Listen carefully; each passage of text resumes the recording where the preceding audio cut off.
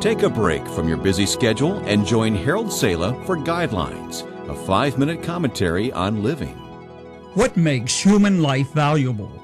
Is it worth it when weary doctors labor for 16 to 18 hours to save someone's life?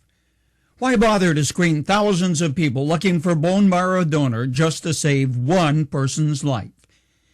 Do you ever wonder what motivates people to risk their lives to save the life of someone else? I've been pondering that question, and as I do so, my thoughts go back to 1987. I was in Dallas, Texas, the weekend an 18-month-old girl was rescued from an abandoned well after a 57-hour ordeal that captured the hearts of people all over the world. Still in my file is the front page of the Dallas Morning News. The headline was emblazoned across it in bold letters, "Baby Jessica Freed from Well." The same person who once sang Humpty Dumpty verses with her rescuers some 22 feet underground is now married and has a son of her own. Now she simply wants to get on with her life, put the past behind her. That's perfectly to be expected. Yes, she is profoundly grateful to be alive. She will always be thankful to those who risk their lives to save her. Speaking of heroic efforts to save lives, I sometimes hear people say, some people do things like that, almost passing off the life-saving effort as a kind of humanitarian, do-good mentality.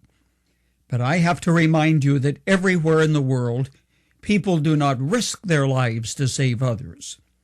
In Asia, for example, the prevailing Buddhist belief is that when you save a life, you have interfered with a person's karma, which would have resulted in his death. Therefore, if you pull somebody out of the water and save his or her life, you are then responsible for that person for the rest of his life.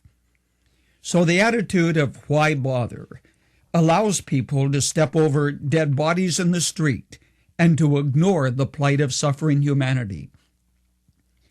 In communist countries or in areas where Marxist thought has dominated the intellectual landscape, human life is pretty cheap. That's why China threw thousands of men into the Korean conflict with little thought of human consequences. Frankly, individual concern for human life has to be a motivation which reflects your spiritual views.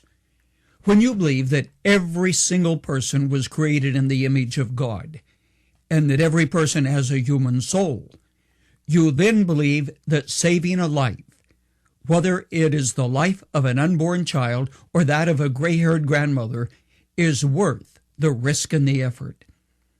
The Bible tells us simply that God views every single person as an individual with value and worth. In his ministry, some of the most important conversations Jesus ever had were with single individuals, usually people considered pretty unimportant by society. Say the prostitute mentioned in John 8, the woman who was a social outcast described in John 4, a blind beggar by the gate of Jericho, a corrupt politician who invited Jesus home to dinner.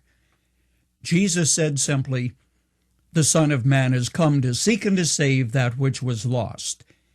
And he didn't specify they had to have so much money and so much education. The bottom line is that God views you as a person of value and worth. Would those who risk their lives to save baby Jessica do it again? When they were asked, those who did so said yes in a heartbeat. Thank God for those who care.